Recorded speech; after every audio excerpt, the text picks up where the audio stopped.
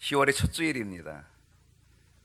오늘도 하나님의 전에 나와서 하나님께 예배드리는 여러분 모두, 그리고 또 온라인으로 또 예배하시는 모든 분들 주님의 이름으로 축복합니다. 하나님의 크신 은혜와 사랑이 여러분의 삶 속에 언제나 가득할 수 있기를, 또 이 10월 한 달도 가득할 수 있기를 축원합니다.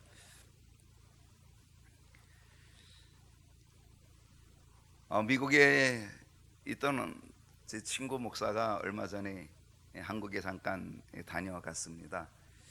미국은 2주 격리가 없는데 한국에 들어오면 무조건 2주 격리를 한대요. 그래서 한국에 들어와서 2주 격리 마치고 이제 만나서 식사도 같이 하고 이런저런 이야기를 나누다가 그 친구가 이런 이야기를 저에게 하더라고요. 미국에서 어느 한인 교회가 비대면이죠. 완전히 온라인으로. 그래서 교인들은 아무도 나올 수가 없는 거예요. 교회 문이 아주 완전히 닫혀 있는 거죠. 그래서 온라인으로만 예배를 하는데, 그런데 그 교회의 한 집사님 가정은 집에서 온라인으로 예배를 드릴 수 있음에도 불구하고 그 먼 길을, 미국은 땅덩어리가 크잖아요. 그래서 정말 교회가 멀잖아요. 그 먼 길을 운전해 가지고 와서 교회 마당에다가 차를 주차하고, 교회는 들어올 수 없어서, 그래서 그 교회 마당에다 그 식구들이 거기서 온라인으로 예배를 드리고 있었다는 거예요. 저는 그 얘기를 들을 때에 참 감동이 됐어요. 야, 진짜 예배자다.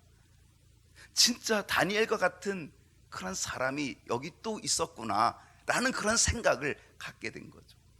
물론 어디서든지 하나님이 계신 건 틀림없어요. 그런데 그 사람의 예배자의 마인드는 다른 사람과는 조금 달랐던 겁니다. 집에서 온라인으로 예배 드릴 수 있음에도 불구하고 그는 구태여 차를 몰고 교회 앞마당까지 온 거죠. 교회 안으로 들어올 수 없기 때문에 최대한 가까이 와서 교회 마당에서, 그러면서 온라인으로 예배를 드리고 있었다는 거죠. 차 안에서. 하나님이 보실 때에 그 마음을 어떻게 보실까? 하나님이 보실 때에 그 모습을 어떻게 보실까? 목사로서 저도 짠한데 하나님이 얼마나 짠하실까? 저는 그런 생각을 해봅니다. 이 코로나19 시대에 우리가 어떻게 하면 하나님 앞에 우리의 마음을 드릴 수 있을까? 어떻게 하면 우리의 모습을 하나님 앞에 좀 가질 수 있을까라는 것은 정말 우리에게 준 아주 굉장히 큰 숙제이라는, 숙제, 또 다른 시험일 수도 있고 숙제일 수도 있다라는 그런 생각을 해봅니다. 10월 첫 주일입니다. 오늘 세계 성찬 주일이라 성찬도 같이 합니다. 사실 성찬 어쩌면 좀 위험할 수도 있다라고 생각할지 모르지만, 우리가 밥 먹는 거에 비하면 이게 위험하겠습니까?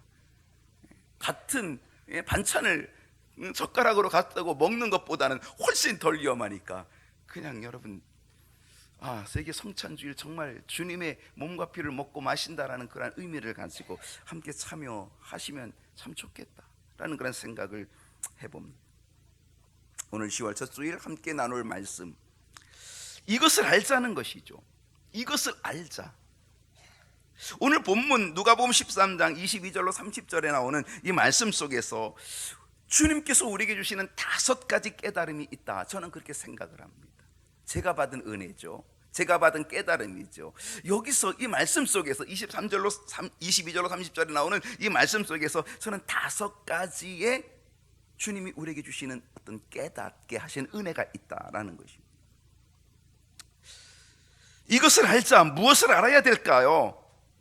우리가 첫 번째 알아야 될 것이 이것입니다. 구원받을 자가 적음을 알아야 된다는 거예요. 여러분, 정말 우리가 깊이 생각해야 됩니다. 무엇을? 구원받을 자가 적다는 것을 깨달아야 돼요. 여러분, 교인이라고 모두 다 구원받을까요? 교회 등록했다고 모든 사람이 다 구원받을까요? 그렇지 않습니다. 세계 인구의 몇 퍼센트가 구원받을까? 저는 가끔 생각해 보면은요, 아마 생각 외로 적을 수 있다는 사실이죠. 우리 교인 중 몇 퍼센트가 구원받을 수 있을까? 몇 퍼센트가 구원의 확신을 가지고 있을까? 라고 하는 것이 목사의 고민인 거죠.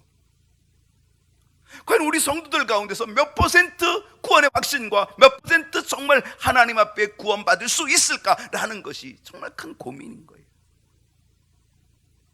구원 얻을 자가 적다는 것은 주님이 우리에게 주시는 놀라운 경고였다는 거예요. 경고.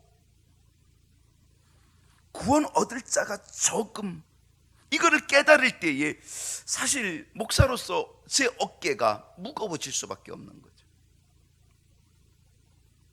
여러분, 왜 구원 얻을 자가 적을까요? 그것은 좁은 문으로 들어가지 않기 때문이라고 말씀하고 있습니다. 24절 말씀을 보게 되면은요, 좁은 문으로 들어가기를 힘쓰라. 좁은 문으로 들어가기를 어떻게 하라? 힘쓰라. 좁은 문으로 들어가라는 거예요. 근데 우리는 좁은 문으로 들어가려고 하지 않아요. 우리는 어느 길로 가요? 넓은 길로 가고 넓은 문을 우리는 추구해요. 여러분, 신앙생활은 좁은 문으로 가는 거예요. 주님을 닮아가고 주님의 십자가를 지고 가는 그 길이거든요. 그런데 시대가 이제는 너무 편리주의 시대가 된 거죠. 그러니까 편리주의 시대 속에서 편한 것을 자꾸 추구하는 우리 육신이다 보니까 우리의 영도 편한 것을 추구하는 상황이 되어버린 거예요. 우리의 믿음의 선진들을 보게 되면요, 그들은 진짜 좁은 길을 걸어간 사람들이었다고 생각을 해요. 주님을 닮아가는 좁은 길. 그런데 시대가 바뀌다 보니까 이젠 편리주의라고 하는 것으로 자꾸 바뀌다 보니까 이제는 신앙에도 편리주의가 생겨져 가지고 좁은 문이 아니라 넓은 길로 자꾸 간다는 거예요. 왜? 좁은 문은 어때요? 협착하다는 거예요. 좁은 문은 협착해서 찾는 이가 적다라고 하는 거죠. 좁아? 적다는 거죠. 일반적으로 사람들은 넓은 문을 선호합니다. 엊그제 어떤 한 목사님이 전화가 왔어요. 그러면서 저한테 이렇게 얘기를 해요. 사람들이 안 가는 교회가 있으면 자기한테 소개 좀 해달라는 거예요. 교인이 한 사람이 없어도 좋으니까, 그래서 사람들이 안 가는 그런 교회가 있다면 그러면 자기에게 소개해달라는 거예요. 그분은 지금 한양대학교, 그래서 거기서 교양 과목을 대학생들에게 가르치고 그리고 교목실에 있어요. 이제 목회가 자기 한 10년, 11년 정도 남았다는데, 그런데 자기가 계속적으로 이거를 70세까지 마실 수는 있긴 하지만은 자기가 70세까지 이대로 가다 보면 자기는 너무 편한 길, 넓은 길로 가는 것 같다는 거예요. 자기에게는 아무런 문제가 없다는 거예요. 너무나 넓고 편한 길을 그냥 70세까지 가고 은퇴할 수 있다라고 하는 거예요. 그런데 자기가 이제 10년, 11년 남은 이 기간 동안에 자기는 좁은 길을 한번 좀 걸어가 보고 싶다라고 하는 거죠. 저는 그 이야기를 듣고, 그리고 저에게 그렇게 전화로 부탁하는 그 목사님, 참 이 시대에 정말 귀한 목사님이다라는 그런 생각을 해보는 거죠. 그리고 저도 도전을 받는 거예요. 나도 지금 넓은 길로 가고 있는 것은 아닐까? 내 목회가 넓은 길을 향하여 가고 있는 것은 아닐까? 내가 좁은 길로 가야 되는데 좁은 길로 가지 못하는 나의 목회는 아닐까? 라고 하는 그런 생각을 자꾸 해보게 되었다는 사실입니다.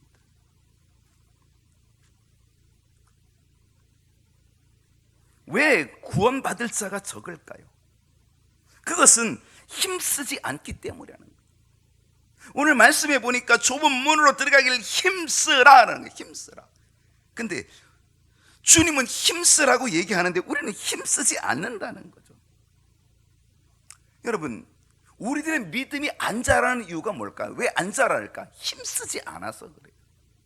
좀 힘쓰면 좀 잘할 텐데 별로 힘쓸 생각을 안 해요. 왜? 힘쓰는 게 싫거든요. 힘쓰면 그게 진짜 힘들거든요. 그러니까 힘든 것 안 하려 그래요. 그래서 힘쓸 생각을 하지 않는다는 거죠. 예수님께서 제자들에게 이런 말씀을 주셨어요. 세례 요한 때부터 천국은 뭘 당하냐면 침노를 당한대요. 세례 요한 때부터 천국을 침노를 당하나니 침노하는 자가 빼앗으리라. 주님이 그렇게 말씀하셨거든요. 여러분, 천국은 침노하라는 거예요. 침노할 때 어영부영 가면 되는 거예요? 절대 안 되는 거죠. 그건 침노가 아니죠. 침노하는 자는 정신 바짝 차려야 돼요. 애쓰고 힘써야 되는 거죠. 전심전력해야 되는 거죠. 그래야지 그게 침노하는 자가 되는 거죠. 그래야 천국을 얻는 자가 된다라고 하는 거죠. 오늘 우리의 신앙생활 왜 무기력할까요? 힘쓰지 않기 때문에 그런 것 아닙니까? 안일함을 추구하기 때문에 아닙니까? 그래서 자꾸 우리들은 무기력한 신앙생활을 하고 있는 것은 아닐까요?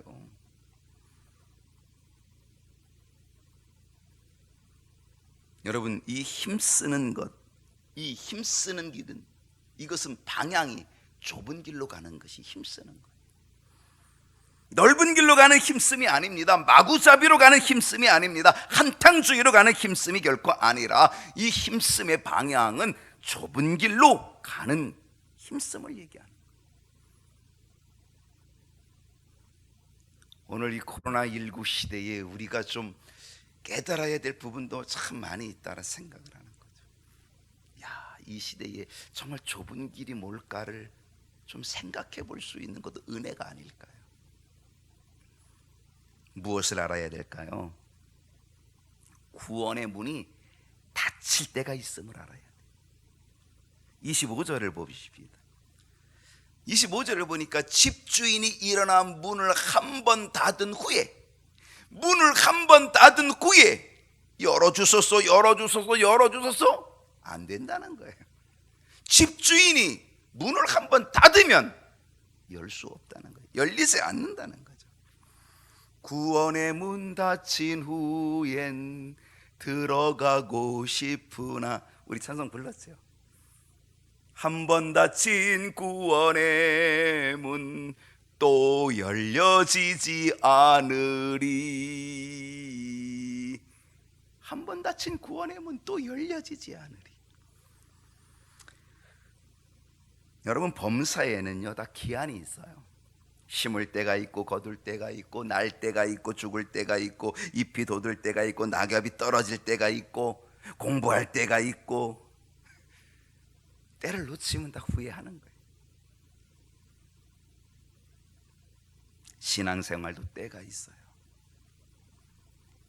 지금은 은혜 받을 만한 때요, 지금은 구원의 때, 구원의 날이로다. 바울이 그렇게 선포하고 있어. 구원의 문 열려 있다고 여러분 우리가 안일하면 안 돼요. 놓치기 쉬워버리고. 우리 신앙의 때 안일하게 느긋하게 생각하면 때를 놓치고 만다는 거예요. 은혜의 때가 끝나면 어떻게 됩니까? 은혜의 때가 끝나면 심판의 때가 와요. 그게 문제죠. 여러분, 언제나 계속적으로 은혜의 때가 계속되지 않아요.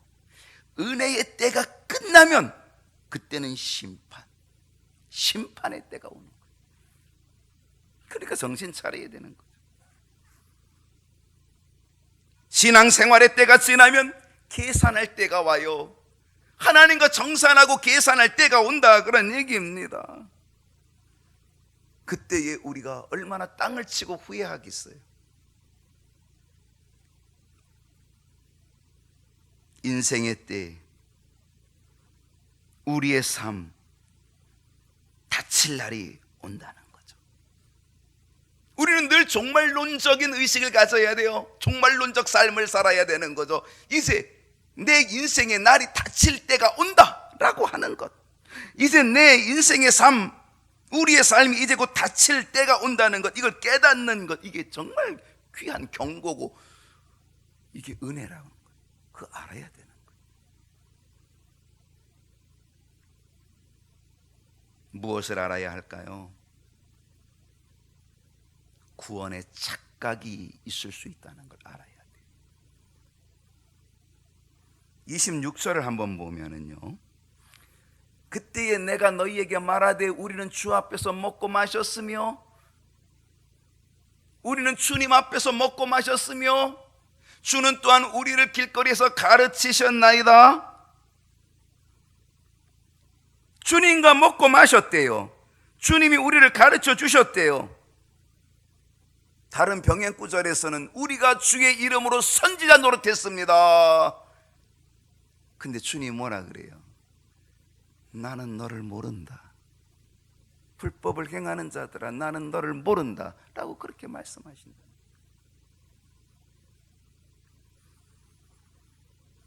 분명 구원받은 줄로 알았는데, 분명 구원받은 줄로 알았는데, 주님이 나를 인정해 주실 줄로 알았는데, 근데 주님이 나를 모른다는 거예요.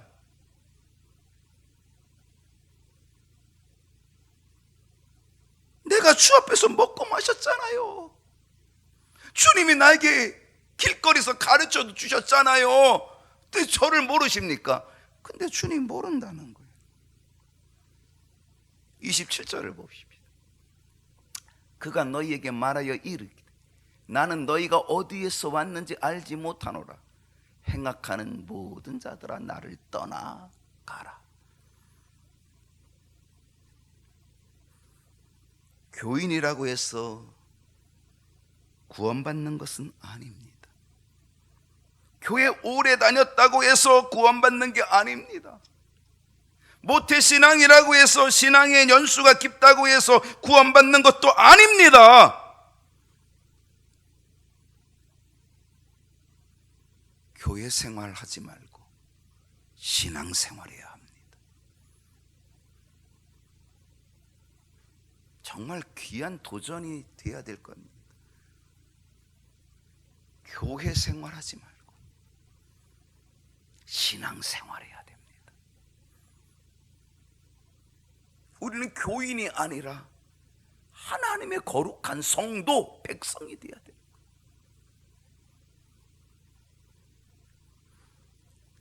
수십 년 모태생활, 모태신앙, 그래가지고 교회 생활은 너무 잘 익숙하게 잘 알아.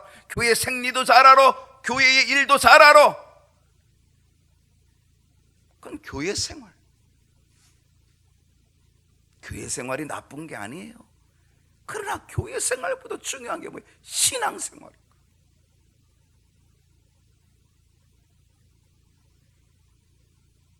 미국인의 아마 한 90% 정도는 자기가 종교가 뭐냐 그러면 다 자기는 크리스찬이다, 기독교인이다 라고 그렇게 아마 말을 할 겁니다. 그런데 그 90% 이상이 다 크리스찬이야, 나는 그리스도인이라고 해서 그 사람들이 다 구원받겠습니까? 미국의 문화가 기독교 문화라고 해서 그 문화를 통해 문화 안에 있는 모든 사람들이 다 구원받을 수 있겠냐 말이죠. 그렇지 않다는 거죠. 예수님도 뭐라 그러는 거예요? 할례. 너희들이 갖는 유대인들의 할례, 너희들은 할례가 구원이라고 생각하지 말라 이거죠. 아브라함의 자손, 그게 구원이라고 생각하지 말라 이거죠. 하나님은 돌들을 가지고도 아브라함의 자손을 얼마든지 만들 수 있다 그러셨잖아요. 할례는 마음에 해라. 하나님의 자녀가 되는 것은요, 혈통으로나 육정으로나 사람의 뜻으로 나는 게 아니라는 거죠. 할례는 마음이 할지니. 그 마음이 하는 게 뭡니까? 그게 회개죠. 회개의 심령. 그래야 변화되고 그래야 구원받을 수 있게 되는 것 아니겠습니까?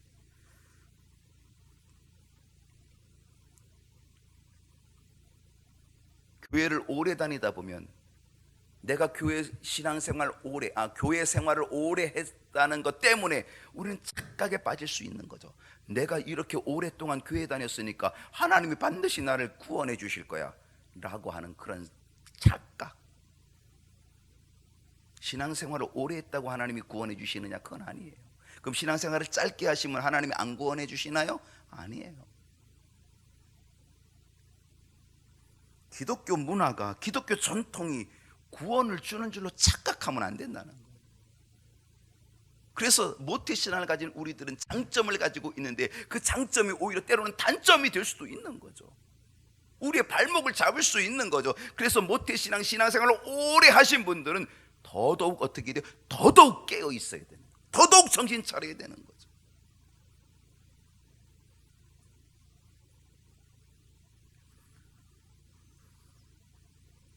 목회를 한다고 해서 구원의 특권을 가질 수 있을까요? 그것도 아니에요.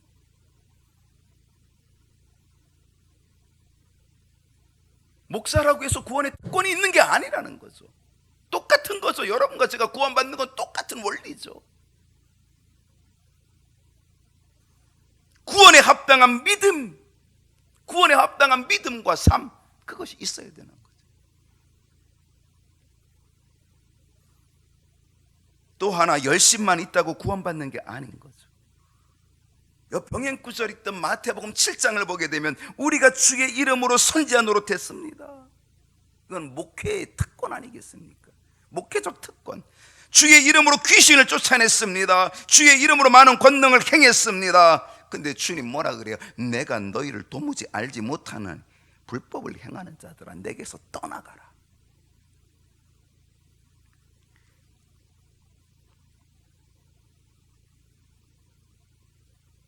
다윗이 법궤를 모셔올 때 어떻게 했습니까? 대단히 준비했죠. 3만 명을 뽑아서 다윗이 직접적으로 그 모든 것들을 다 주관하고 새 수레를 준비하고 거기다가 궤를 싣고 온 족속이 잣나무로 만든 악기, 수금, 비파, 소고, 양금, 재금으로 하나님을 찬양하면서 법궤를 모셔오지만 실패하고 말았죠. 낙원의 타작마당에서 소가 띠므로 우사가 그 법궤를 붙잡았다가 오히려 하나님의 진노로 죽음을 당하게 되어지고 법궤가 오는 것이 중단되었죠. 왜 이런 일이 일어났습니까? 열심은 있었지만 그 열심이 하나님과 하나님의 방법과는 다른 열심이었기 때문에, 인간적 열심. 오늘 우리의 신앙의 열심 좋을 수 있습니다. 그러나 그 열심이 하나님의 방법과 거리가 있다라고 한다면 우리는 그 궤도를 수정해야 된다는 거예요. 입으로 주여 주여 하는 자마다 천국에 들어가지 않는다는 거예요. 들어가지 못한다는 거죠. 하늘에 계신 내 아버지의 뜻대로 행하는 자라야만 들어가리라라고 이야기하는 거죠. 하나님의 뜻이 어디 있는지를 분별해야 됩니다. 이 시대에, 정말 이 어려운 시대에 하나님의 뜻이 어디 있을까를 분별해야 된다.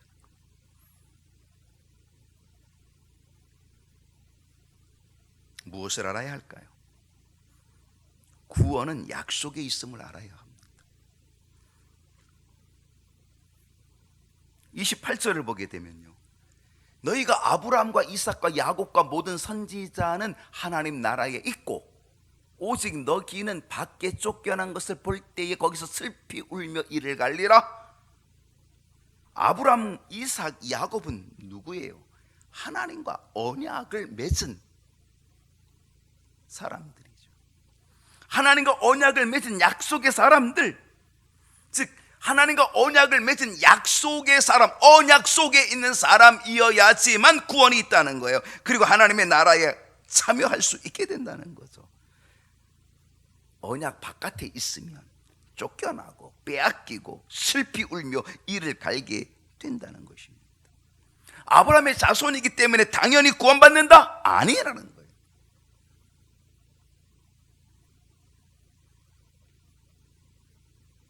오히려 29절을 보게 되면 사람들이 동서남북으로부터 와서 하나님의 나라 잔치에 참여하리니, 사람들이 동서남북으로부터 온다는 거예요. 사방에서부터 막 온다는 거예요. 그들이, 사방에서 오는 그들이 누구예요? 그들은 혈통적으로 아브라함의 자손들이 아니에요. 혈통적으로 이삭의 자손들이 아니에요.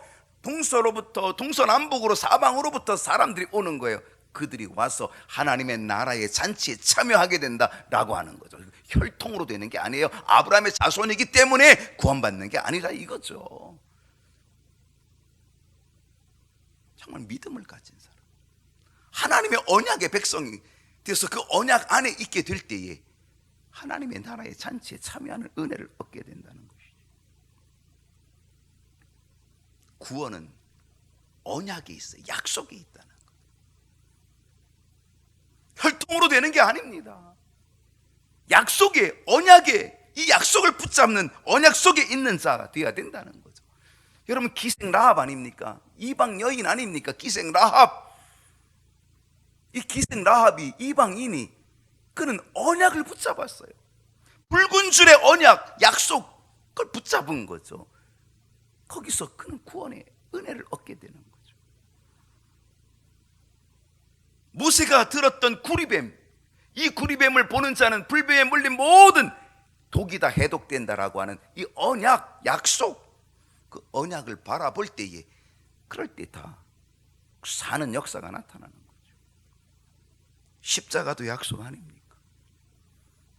십자가, 주님이 지신 십자가, 거기에 뭐가 있어요? 거기에 구원이 있는 거죠. 십자가에 달리신 주님이 나의 죄를 대속하여 주셨다는 그것을 언약으로, 약속으로 믿는 자가 구원받는 것 아니겠습니까? 그게 언약의 백성입니다.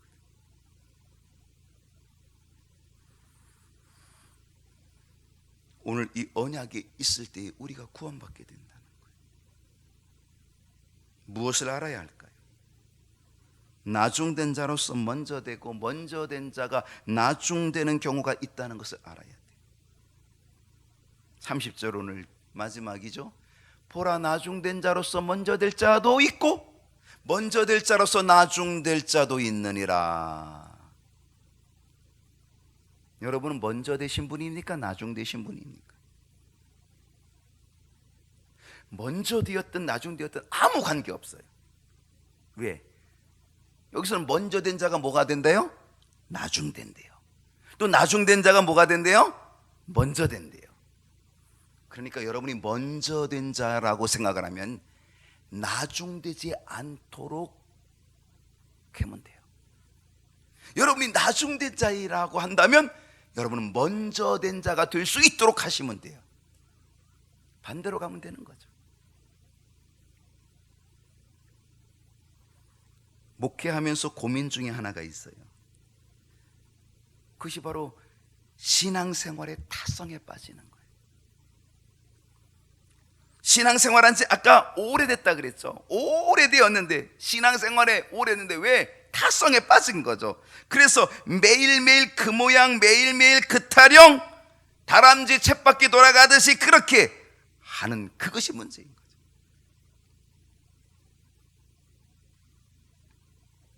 그런데 느지막해 믿는 사람, 아니면 간 믿은 사람, 아이고 내가 너무 늦게 이제 예수를 믿게 됐어. 아이고 이제 내가 예수를 너무 늦게 믿게 돼서, 그래가지고 얼마나 열심을 내는지 아주 빠르게 성장하죠.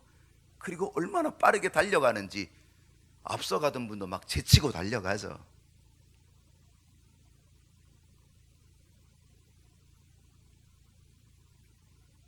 목회도 오래 하다 보면 타성에 빠질 수 있다라고 생각을 합니다.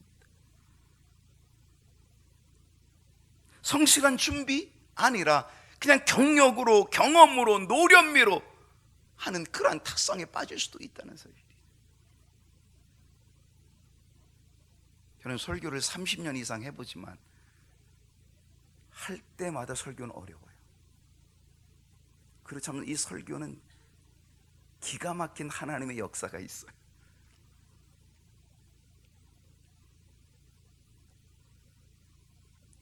어떤 때는 정말 설교 준비를 잘 못해가지고 하나님 앞에 막 매달려요. 그러면 하나님이 놀랍게 역사해 주셔요.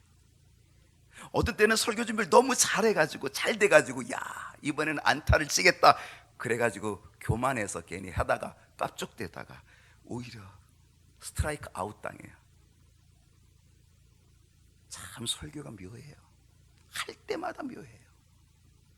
1, 2, 3부에 오늘 세 번째가 설교하지만요 할 때마다 달라요. 다 달라요. 참 묘한 게 설교예요. 아마 제가 은퇴할 때까지 가장 어려운 게 설교일 수 있어요.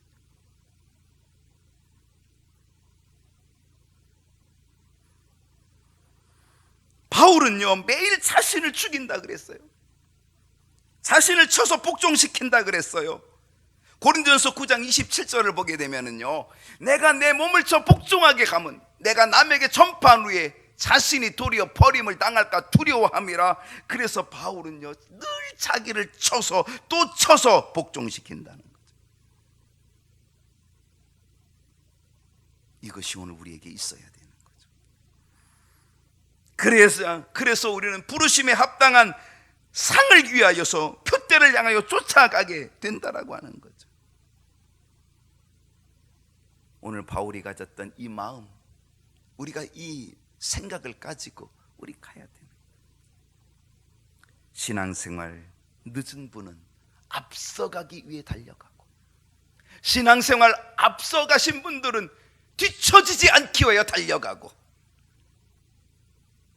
그래서 우리의 믿음이 좁은 문으로 좁은 길로 들어가기를 힘쓰며 전진하는 이 어려운 시대도 이겨내고 승리하는 저와 여러분 될 수 있기를 주님의 이름으로 축복합니다.